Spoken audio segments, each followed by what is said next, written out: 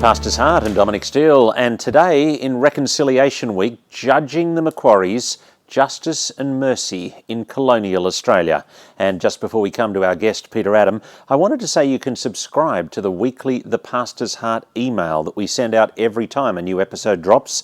It's our way of staying in touch with you. You go to thepastorsheart.net and fill in the subscription there. And look, thank you so much to those who are joining us as financial partners and making this program possible. Every time somebody does join up, I get a notification, I pray for you, and we're really grateful for your partnership. Today it's episode 193, which means we're 7 episodes short of our 200th. We started out 3.5 years ago and are running ahead of our schedule of 1 episode a week, and so we praise God for that. Peter Adam is with me. Peter, the former principal of Melbourne's Ridley Theological College, and Peter, we were hoping to be speaking in person today, but you are not only locked in the state but locked at home.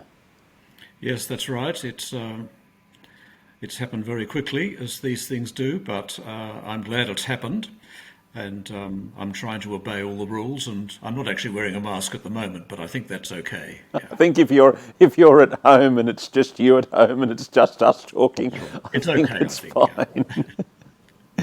Yeah.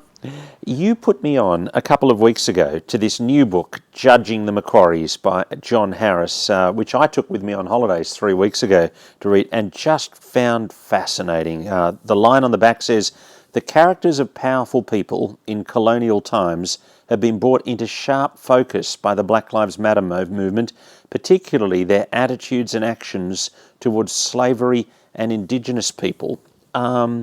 And so I thought in Reconciliation Week it would be good to talk to you about these two people, Lachlan Macquarie and Elizabeth Macquarie, their profound influence and the work of God on their heart. Well, why don't you tell us about the heart of Lachlan Macquarie, Peter? Yes, well, I think one of the remarkable things about the book is that it's written by John Harris, who's written so effectively about indigenous people in Australia and Christianity and the churches. So his book One Blood, I think, is the really important book to read to understand that. And so he brings a particular perspective to the Macquaries. Lachlan Macquarie was the 5th Governor of New South Wales. He was Governor from 1810 to 21. And I think that he shows what Harris shows is that Macquarie's heart was one full of sympathy for people because of his Christian values. But Harris also points out very helpfully that he was sympathetic to people within the confines of his own community and social understanding. So he doesn't do very well with indigenous people, to be honest, though he does better than many other Australians at the time. So his aim for them is civilization, by which he means being settled in one place, being educated, learning English, and getting what he regards as a proper job, which we now recognise as being a tremendously arrogant and insensitive way of treating indigenous people. Yeah. But within the confines of his world and his understanding, he was trying to aid them and help them, not to set them aside or despise them or reject them. So that's one of the most attractive things about him, I think. Yeah. Let's go back a little bit and to his heart and his wife Elizabeth's heart. She seems to be a genuine evangelical Christian, from what I can make out from reading this book. Yes, I'm sure that's the case. I think that she was the more enthusiastic Christian, but I think Lachlan Macquarie had a kind of orthodox Christian faith. He believed in God the Creator and Christ the Saviour. He certainly wasn't exuberant about it in public. He didn't give his testimony, but he did act out of Christian conviction, I think, and at great cost to himself. And it appears that he had a clear relationship with William Cowper He was an attender of Cowper's Church, was there every week for the decade he was in the colony, and was present as a Christian man in church, yeah.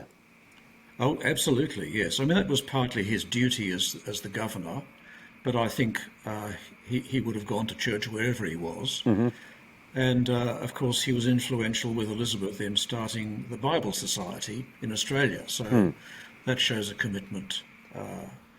But in a way, I think his Christianity is expressed not so much in his words as in his actions. So one of the most moving things about the book is that he's the first governor, with his wife Elizabeth, to invite convicts to dine at Government House.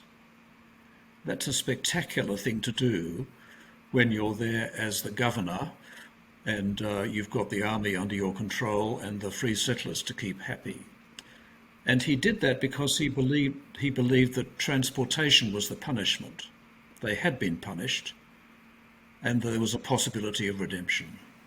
He copped a lot of backlash for inviting convicts and ex-convicts and treating them as, once their crime had been paid, he saw them as fully forgiven, which seemed a very gospel-minded attitude in contrast to some of the other attitudes around the colony at the time. Yes, that's right.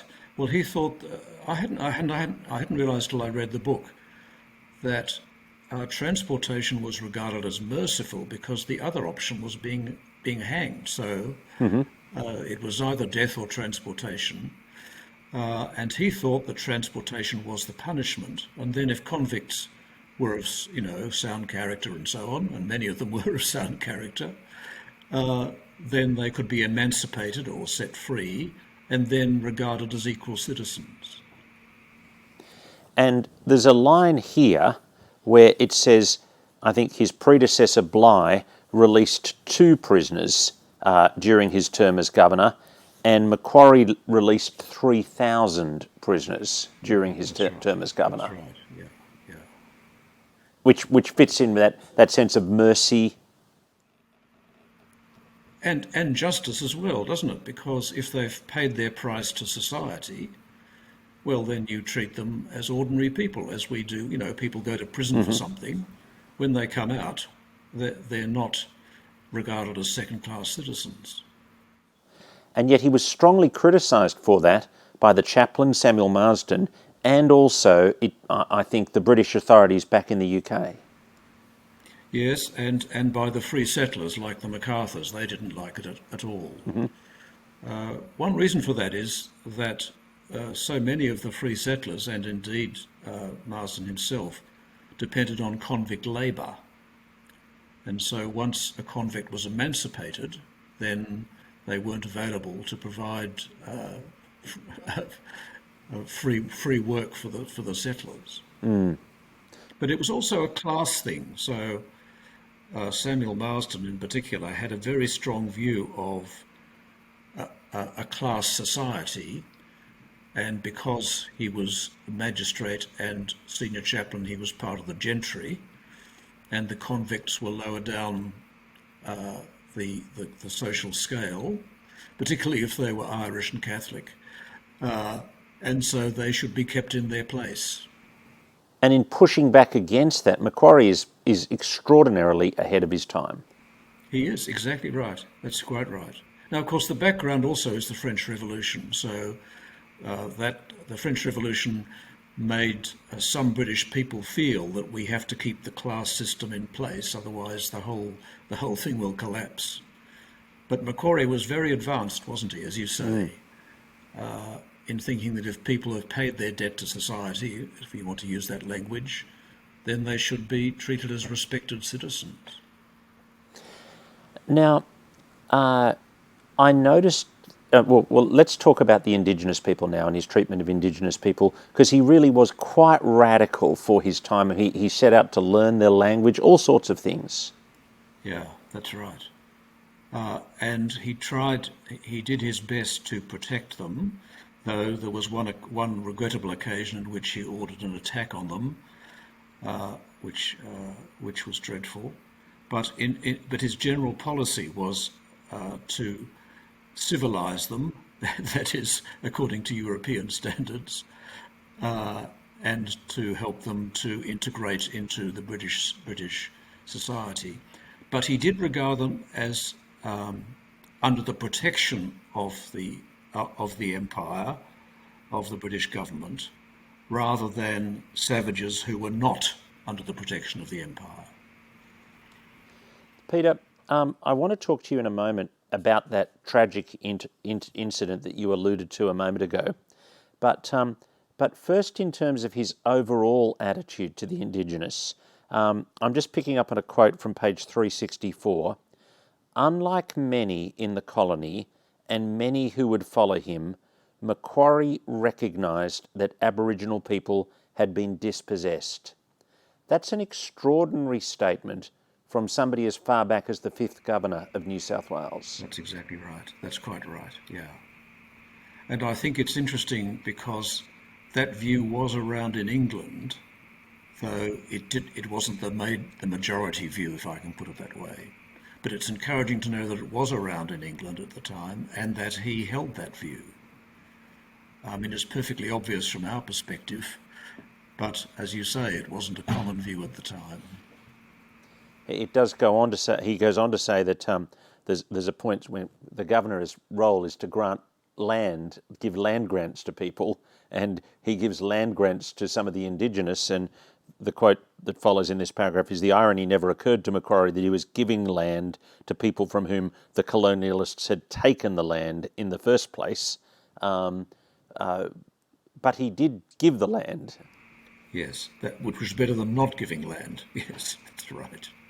Yeah. I'm going on. It does not excuse Macquarie that far more Aboriginal people would die under Governor Brisbane and his successor, but to ask Macquarie to be more than he was is to ask him to be the greatest and most enlightened person in the British Empire. The sin was the sin of the empire far more than it was the sin of those who served it, perhaps blindly, but served it. Now, implied in that statement is Harris seems to be implying that Macquarie was the most enlightened person of the British Empire at the time on these issues. Is that how you came out of this book? Well, when the British took over India, which was equally scandalous, they actually respected the Indians who owned land. They taxed them, but they respected kind of land possession. But they didn't do that in Australia because indigenous culture was so far outside their imagination of what could be the case. Now that's interesting. I hadn't reflected on that, but as you say that, I think Macquarie. I mean, one of the things I learned from reading this was Macquarie. He spent a number of years in India before he came to Australia, and so his worldview on how to treat the indigenous would have been partly shaped by his experience in India. Yes, that's exactly right. That's right. Yeah, that's right. Tell us about this tragic incident at Campbelltown. Yes, well, he's in a difficult position as a governor. He has to protect whoever is in danger. The indigenous people are justifiably trying to protect their land from invasion, and so they do as best they can to protect their land. And of course, Macquarie as governor has to then punish them for attacking the white people. And as governor, he couldn't do anything else other than protect people. But again, you could say, well, he should have protected the indigenous people more effectively from the white settlers. But he was under the kind of government system of the day.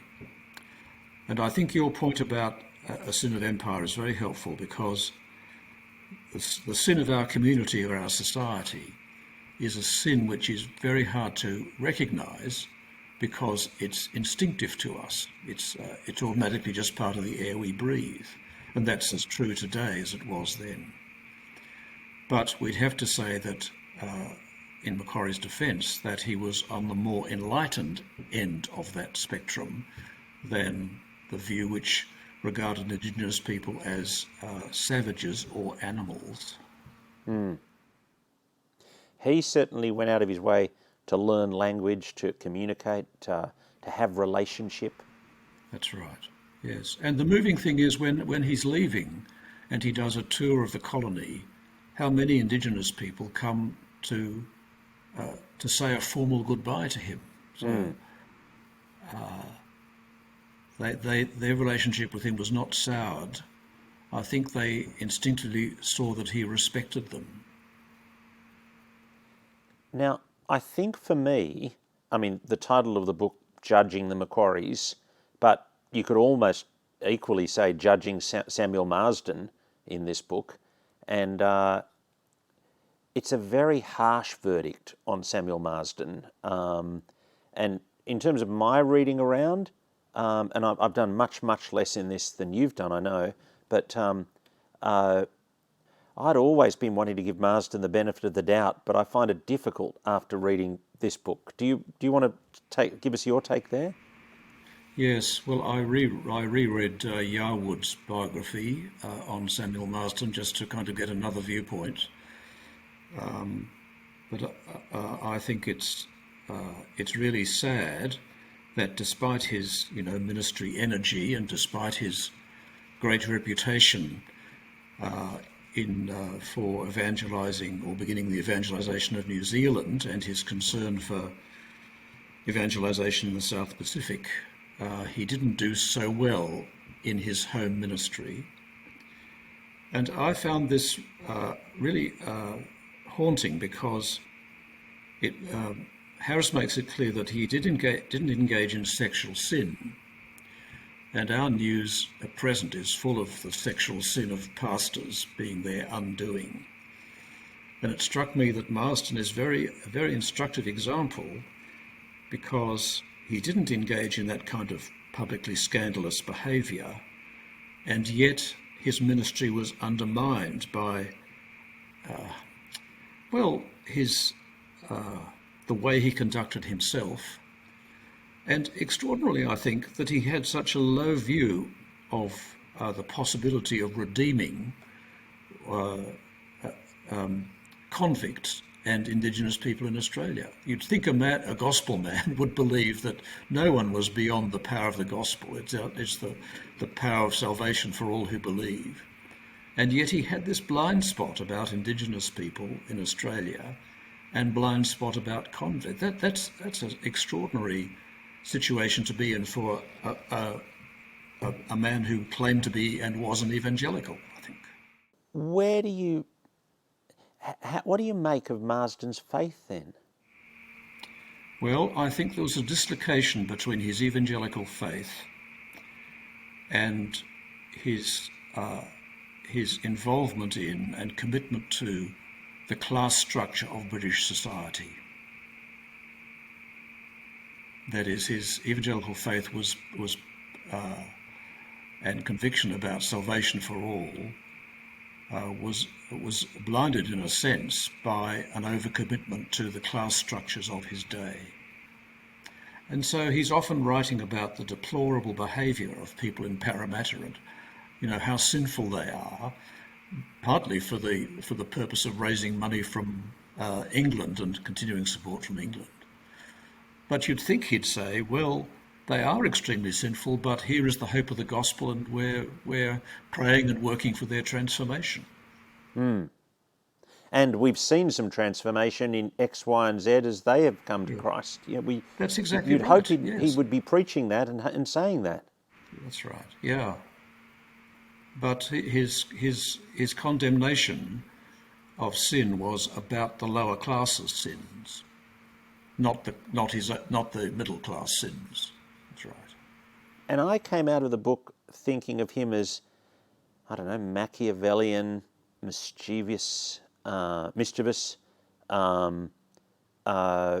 deceptive, actually, in terms of how he represented Macquarie to the people back home.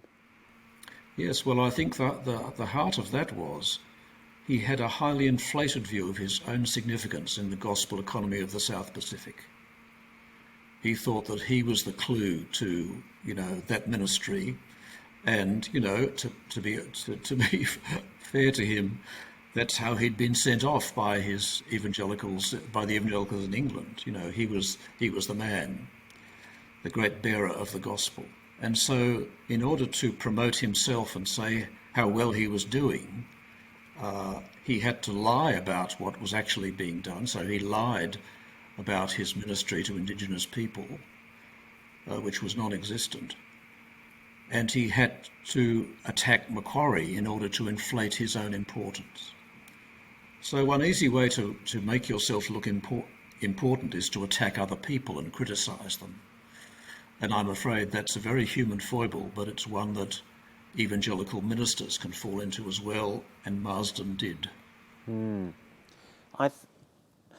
The paradigm shift that happened for me as I was reading this book was, I think I'd had the paradigm of the government, secularist bad guys, and the preacher, enlightened, gospel-minded good guy, and yet here we have the preacher acting with hypocrisy and not properly understanding the gospel, and the governor acting in justice and mercy predominantly. Yes, that's right. Yes, he was more merciful than Marsden was. That's exactly right. Or, to say the same thing another way, Macquarie had a greater belief in the transformation that God could achieve in people than Marsden did. Peter, your deep interest in Indigenous issues, how did it first come about? Well, I was doing some Bible studies at Katoomba, actually, on the life of Elijah, and I was speaking on Ahab and Jezebel trying to get Naboth's vineyard. And I thought to myself, now what's a contemporary example of stealing ancestral land? And then I thought to myself, I'm standing in it. Right. Australia is a notorious contemporary example of stealing ancestral land. So that's actually what got me involved in the issue. That was many years ago now. And so I talk about it whenever I can. And a number of Christians say to me, as I've talked throughout Australia on the subject, a number of Christians say to me, look, I've never thought about this topic before. Well, some people say, look, we've already apologised. I say, well, we apologised for the stolen generation. We haven't apologised for the theft of land. And I think that sin still scars our country and our conscience. Yeah. And when you go to New Zealand and you appreciate the treaty that they have got, you realise, there's something much, much better about the way that country has dealt with its Indigenous people than the way this country has. Yes, it was not impeccable, I might say, but at least they recognised there should be a treaty. Yes, Yeah. that's right. The first time I noticed you speaking on this subject was 2009, when you gave a lecture and really said, we, the white Europeans, should offer to give it back, should offer to vacate the country. That's right. How is I'm imagining lots of people have both debated and wanted you to qualify that since then. How has your thinking changed since that lecture, or has it not changed? Well, I was making an extravagant statement to try and help people recognise what had happened. Yes. But to be honest, if all the Indigenous people in Australia said, we think you should leave, you white fellas should leave, well, we should take that seriously. But I don't hear them saying that. Nobody said that to me. Yeah. But I was just trying to get across the point that there was a sin, and we haven't recognised it, let alone repented of it, let alone made any restoration. Where was Macquarie different to the other people of his day? Well, he didn't go around indiscriminately killing indigenous people. He recognised that they were human beings, not savages or animals. He believed that they had rights in the community. His failure from our later point of view is that he didn't recognise the form of their civilization or respect it, their way of life, and so wanted to Europeanise them.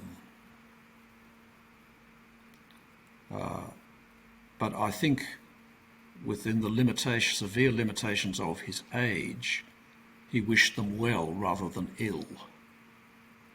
Now, you might think, well, that's obvious, that's what you should do, but many Australians didn't, either in that period in the 1800s or in the 1900s. So there were still Indigenous people being shot in the early 20th century for sport. What's your message to us this Reconciliation Week as somebody who has been deeply interested and involved in these issues for a long time? Listen. Pay attention and listen to Indigenous people. Don't tell them what to do or what we should do. Ask them. Listen to them. Respectfully, attentively, and graciously. Peter Adam, thanks very much for talking to us this afternoon. A great pleasure. Thank you, Dominic. My guest on The Pastor's Heart, Peter Adam. He is the former principal of Ridley Theological College in Melbourne, and on the line speaking to us from lockdown in Victoria. This is The Pastor's Heart, and we'll look forward to your company next Tuesday afternoon.